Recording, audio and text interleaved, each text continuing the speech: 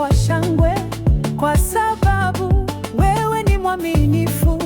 Ninakuita kwa jina lako takatifu, Ee Mungu wa wokovu. Asifiwe Bwana wa rehema, asifiwe Mfalme wa milele. Sauti yangu nafurika sifa kwa upendo wako usio na mwisho. Jambo